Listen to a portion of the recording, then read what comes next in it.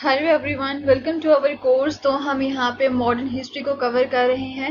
Right, modern history में हम जो है इंडियन टेक्सटाइल्स की बात कर रहे थे कि यूरोप में जो है इंडियन टेक्सटाइल्स जो है वो किस तरह से राइज होता है। राइट, उसके बारे में हमने जो है अपनी प्रीवियस वीडियो में बात की थी कि किस तरह से इसकी जो डिमांड है वो बढ़ती जा रही थी।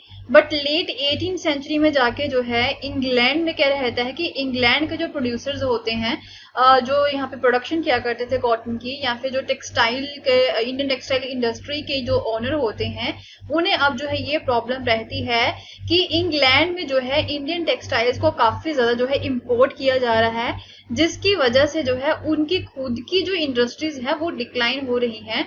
उन्हें जो है वो यहाँ पे एक तरह से इम्पोर्टेंस नहीं दी जा रही है जो इंडियन टेक्सटाइल्स को दी जाती है। डेट इज वाई जो है वो वहां पे गवर्नमेंट से बात करते हैं कि जो है इंडियन टेक्सटाइल्स के ऊपर जो है बैन लगा दिया जाए एंड हमारी जो खुद की जो यहाँ की जो लोकल मार्केट है या फिर जो लोकल इंडस्ट्री है उसे जो है थोड़ा सा इम्पोर्टेंस दी जानी चाहिए।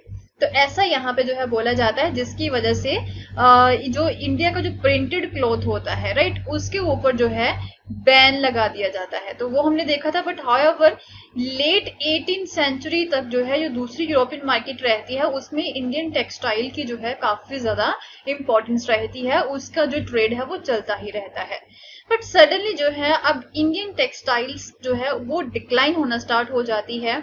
इस चीज के बारे में हम जो है इस पर्टिकुलर वीडियो में कवर करेंगे। So now let's start the topic. सबसे पहले थोड़ा सा हम देख लेते हैं कि एक्चुअल में वीवर्स जो है वो होते कौन है, राइट, एंड कौन कौन से जो है एरिया से जो वो लोग बिलोंग करते थे, या फिर कौन कौन से हम बोल सकते हैं कि ट्राइब से वो लोग यहाँ पे बिलोंग करते थे, उनके बारे में हम जो देखेंगे। सो वीवर्स कौन होते हैं? They often belong to the community जो कि वीविंग में स्पेशलाइज्ड होती है, कपड़ा बुनने में वो स्पेशलाइज्ड होती हैं, उन्हें हम जो है वीवर्स बोलते हैं। राइट, तो इनकी जो स्किल्स होती है इन कम्युनिटीज की वो एक जनरेशन से दूसरी जनरेशन में जो है वो पास ऑन होती ही रहती है। सो क्या था यहाँ पे, उनकी कम्युनिटीज कौन कौन सी है? यहाँ पे बंगाल में है तांती वीवर्स, देन जुलाहाज या फिर मोमिन हो गए नॉर्थ इंडिया के, यहाँ पे देन सील एंड द कायकोलार एंड दिवांग्स ऑफ साउथ इंडिया। ये कुछ कम्युनिटीज हैं जो कि जस्ट वीविंग के लिए काफी ज्यादा फेमस है। So this line is important from the exam point of view कि इन वीवर्स की जो कम्युनिटीज है उनके बारे में जो है आपको माइंड में रखना है कि बंगाल में वीवर्स की कौन सी कम्युनिटी है, नॉर्थ इंडिया में वीवर्स की कौन सी कम्युनिटी है, देन साउथ इंडिया में जो है इनकी कौन सी कम्युनिटी है, इसके बारे में जो है आपको थोड़ा सा माइंड में रखना है। राइट, तो अब स्पिनिंग जो है वो सबसे पहली स्टेज होती है प्रोडक्शन में। कपड़ा बनाने के लिए जो है स्पिनिंग सबसे पहली स्टेज होती है। तो ये सबसे पहली स्टेज है, जो स्पिनिंग का काम है वो किसके द्वारा किया जाता है? ये काम जो है मोस्टली वुमेन ही करती है। कपड़ा बुनने का जो काम है, स्पिन करने का जो काम होता है वो वुमेन ही करती है। तो यहाँ पे चरखा, चरखा आपने देखा होगा, चरखा एंड तकली जो है ये हाउस होल्ड स्पिनिंग इंस्ट्रूमेंट्स है, इसके साथ जो है बुना जाता है, कपड़े को स्पिन किया जाता है। ओके, जो थ्रेड है it was spun on the charkha, पहले इसे जो है चरखे के ऊपर जो है स्पन कर दिया जाता है। Right, then rolled on the takli, एक तकली होती है, छोटा सा राउंड सा वो होता है एक इंस्ट्रूमेंट, उसके ऊपर जो है इसे रोल डाउन कर दिया जाता है। राइट, जब स्पिनिंग का काम ओवर हो जाता है देन थ्रेड जो होता है, एक धागा, काफी पतला धागा जिससे कपड़ा बनता है, वो वोव किया जाता है। It thread was woven into the cloth. अब ये जो थ्रेड बन चुका है जो कि चरखा एंड तकली के साथ बनाया है, तो इसे जो है इससे अब क्या बनाया जाता है? क्लॉथ बनाया जाता है बाय द वीवर। राइट, अब कपड़ा बुनने का काम यहाँ पे स्टार्ट हो जाता है। सो इन मोस्ट कम्युनिटीज जो वीविंग का काम है, स्पिनिंग का काम तो यहाँ पे वुमेन करती है, तो वीविंग बुनने, कपड़ा बुनने का काम जो है वो मेन ही करते हैं।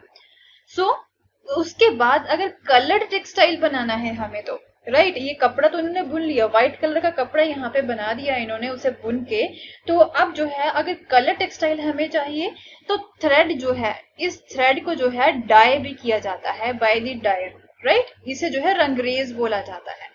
जो पर्सन इस धागे को डाई करेगा उसे रंगरेज बोला जाता है। For the printed cloth, the weavers needed the help of specialized block printer known as the chippigers. तो उसके बाद में अगर व्हाइट कपड़ा यहाँ पे बुन के रख लिया है, उसके ऊपर हमें जो है कोई प्रिंट छपवाना है, तो वीवर्स को जो है एक स्पेशलिस्ट ब्लॉक प्रिंटर्स की भी जरूरत होती है, जो कि छापा जिसे हम बोल सकते हैं, छापा लगाएंगे यहाँ पे। तो उन पर्सन्स को जो स्पेशलिस्ट ब्लॉक प्रिंटर्स होते हैं उन्हें चिपिगर्स बोला जाता है।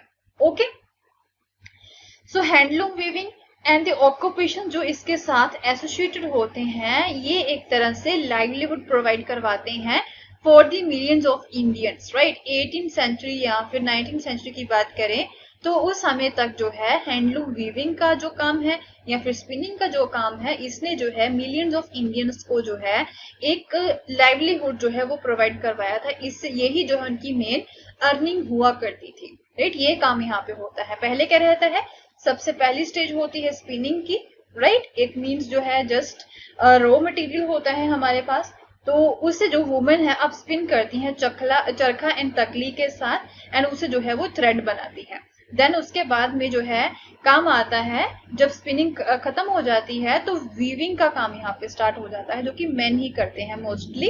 तो उस धागे से अब जो है कपड़ा बुना जाता है। अगर कलर्ड कपड़ा बनाना है तो इस धागे को जो है डाई किया जाता है, जो रंगरेज का काम होता है, राइट। अगर जो है यहाँ पे प्रिंटेड हमें जो है कुछ कपड़ा बनाना है तो एक स्पेशलिस्ट ब्लॉक प्रिंटर्स की यहाँ पे जरूरत होती है, तो जो कि चिपिगर्स होते हैं जो छापा लगाते हैं कपड़े के ऊपर, बुने हुए कपड़े के ऊपर, राइट। तो इस तरह से जो है कई सारे लोगों को जो है एक अर्निंग का साधन था, जो ये एक तरह से हमारे इंडिया की जो इंडस्ट्री थी, टेक्सटाइल इंडस्ट्री जो है वो एक तरह से उसने जो है काफी सारे लोगों को जो है एक लाइवलीहुड जो है वो प्रोवाइड करवाई हुई थी। तो सपोज करिए जब ये काम जो इंडिया की जो टेक्सटाइल इंडस्ट्री है वो डिक्लाइन होगी, तो कितने सारे जो लोग हैं वो यहाँ पे फ्री हो जाएंगे, मीन जो है उनकी जो लाइवलीहुड है वो उनसे यहाँ पे छीन ली जाएगी। सो अब डिक्लाइन किस तरह से होता है इंडियन टेक्सटाइल्स का, तो कॉटन इंडस्ट्रीज जो है वो ब्रिटेन में ऑब्वियसली आपने देखा कि वो डेवलप हो रही थी, एंड उन्होंने इंडियन टेक्सटाइल्स को तो बैन करवा दिया था।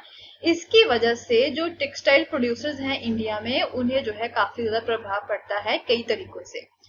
फर्स्ट, जो इंडियन टेक्सटाइल्स था now had to compete with the British textiles in the European and American markets. Obviously अब यहाँ पे इंग्लैंड में हाउएवर इंडिया का जो क्लोथ है, राइट, जो इंडियन क्लोथ है वो वहां पे जा रहा है, बट वहां पे जो है इंग्लैंड का भी जो है क्लोथ है अवेलेबल है, जो कॉटन है वहां की वो अवेलेबल है। तो इंडियन क्लोथ को जो है यहाँ पे इंग्लैंड क्लोथ के साथ जो है कंपीट करना यहाँ पे पड़ता है, राइट। तो क्या था यहाँ पे यूरोपियन और अमेरिकन मार्केट्स में। सेकंड क्या रहता है, exporting textiles to the England also become increasingly difficult since very high duties were imposed on the Indian textiles imported in Britain। तो दूसरा क्या कर दिया जाता है, इंग्लैंड ने अपनी लोकल मार्केट को सिक्योर करने के लिए, अपनी लोकल इंडस्ट्री को सिक्योर करने के लिए जो इंडिया का टेक्सटाइल है जो इंपोर्ट किया जाता था उसके ऊपर जो है काफी ज्यादा हैवी टैक्सेस जो है वो लगा दिए जाते हैं। तो ये महंगा पड़ता है वहां पे ब्रिटेन में जाके। तो लोग ऑब्वियसली क्या करेंगे, वो लोकल क्लोथ को यहाँ पे खरीदेंगे जो कि उनके लिए सस्ता पड़ता है, राइट। तो इस तरह से जो है काफी प्रभाव पड़ता है जब कॉटन इंडस्ट्रीज जो है वो ब्रिटेन में डेवलप हो जाती है। सो क्या था, by the beginning of 19th century जो इंग्लिश मेड कॉटन टेक्सटाइल्स थे, it successfully ousted the Indian goods from the traditional markets in Africa, America and Europe. तो बाय द 19th सेंचुरी तक जो है इंग्लिश मेड कॉटन टेक्सटाइल जो है वो Indian goods जो होती हैं, राइट, वो उन्हें जो है अफ्रीका, अमेरिका एंड यूरोप से जो है वो निकाल देती हैं। एंड अब वहां पे कौन जगह ले लेता है, जो इंग्लिश मेड कॉटन टेक्सटाइल्स थी वो जगह ले लेती हैं, एंड इंडियन गुड्स को अब वहां पे जगह नहीं मिलती है, वहां पे मार्केट नहीं मिलती है, जो कि किसी समय में इंडिया की मार्केट हुआ करती थी अफ्रीका में, अमेरिका में एंड यूरोप में। तो क्या था, 1000 ऑफ वीवर जो थे इंडिया में, उनकी जो एम्प्लॉयमेंट से उन्हें जो है निकाल दिया जाता है। सबसे जो वर्स्ट हिट होते हैं वो थे बंगाल के वीवर्स। उन्हें जो है सबसे ज्यादा प्रॉब्लम्स का यहाँ पे सामना करना पड़ता है, क्योंकि जो इंग्लिश एंड यूरोपियन कंपनीज होती हैं वो इंडियन गुड्स को अब जो है खरीदना बंद कर देते हैं, and their agents no longer give out advances to the weavers to secure the supplies. पहले जो है व्यूवर्स को वह एडवांसेस भी दिया करते थे कि हम आपसे कपड़ा खरीदेंगे, अब वो भी जो है इन्हें एक तरह से जो एडवांस होता है वो देना बंद कर देते हैं। तो अब इंडिया के जो व्यूवर्स थे वो काफी प्रॉब्लम्स का उन्हें सामना करना पड़ रहा था, तो वो गवर्नमेंट को जो है पिटिशंस लिखते हैं कि हमारी हेल्प करिए, क्योंकि हमारे जो लाइवलीहुड के साधन है वो तो खत्म होते जा रहे हैं। But worse was still to come. अभी तो डिस्ट्रेस हुए थे ये व्यूवर, तो उनकी मार्केट जो है वो डिक्लाइन हुई थी। अभी जो है इससे भी बुरा जो है समय उन्हें देखना था। तो क्या होता है, बाय द 1830s अब ब्रिटिश कॉटन क्लॉथ जो होता है वो इंडिया में भी आना स्टार्ट हो जाता है। पहले इंडियन टेक्सटाइल जो था वो इंडिया में तो बिकता था, राइट, अगर यूरोपियन मार्केट्स में इनकी डिमांड कम हो गई थी, बट हाउएवर इंडिया में तो मार्केट थी ना इनकी। बट अब 1830s में जो ब्रिटिश का कॉटन क्लॉथ होता है वो इंडियन मार्केट में भी आ जाता है। So in fact by the 1880s 2/3 of all the cotton clothes worn by the Indians were made of cloth produced in the Britain। तो 1880s तक क्या रहता है कि अराउंड 2/3 जो कॉटन क्लोथ्स इंडियंस के द्वारा पहने जाते थे वो ब्रिटेन से बने थे, राइट, जो ब्रिटेन के कपड़े से बने हुए थे, जिसकी वजह से अब स्पेशलिस्ट वीवर्स जो थे वो तो अफेक्टेड होते हैं, उसके साथ साथ जो स्पिनर्स होते हैं वो भी अफेक्ट होते हैं। थाउजेंड ऑफ जो रूरल वुमेन थी जो कि स्पिनिंग का यहाँ पे काम किया करती थी एंड वही उनके लाइवलीहुड का साधन था, राइट, वो अब जो है जॉबलेस हो जाती हैं। बट हाउएवर जो हैंडलूम वीविंग है it did not completely die in India. इसके बावजूद भी यहाँ पे जो हैंडलूम वीविंग है वो टोटली खत्म नहीं होता है, क्योंकि अभी भी इंडिया में कुछ ऐसे कपड़े पहने जाते थे जिन्हें जो है मशीन्स के द्वारा नहीं बुना जा सकता था, जिन्हें जो है हाथ के साथ ही बुना जाता था, right.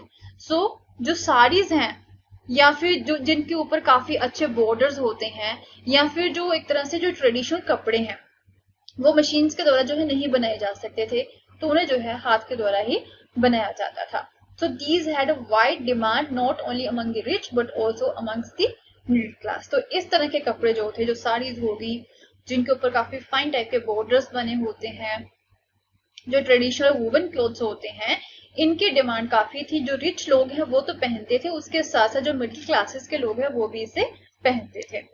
So nor did the textile manufacturers in Britain produce the very coarse clothes used by the poor people India, and even जो poor लोग हैं वो भी obviously जो ब्रिटेन से मंगवाए हुए कपड़े थोड़ा पहनेंगे, वो सस्ते कपड़े ही पहनेंगे, तो उनकी डिमांड भी यहीं से ही पूरी होती है।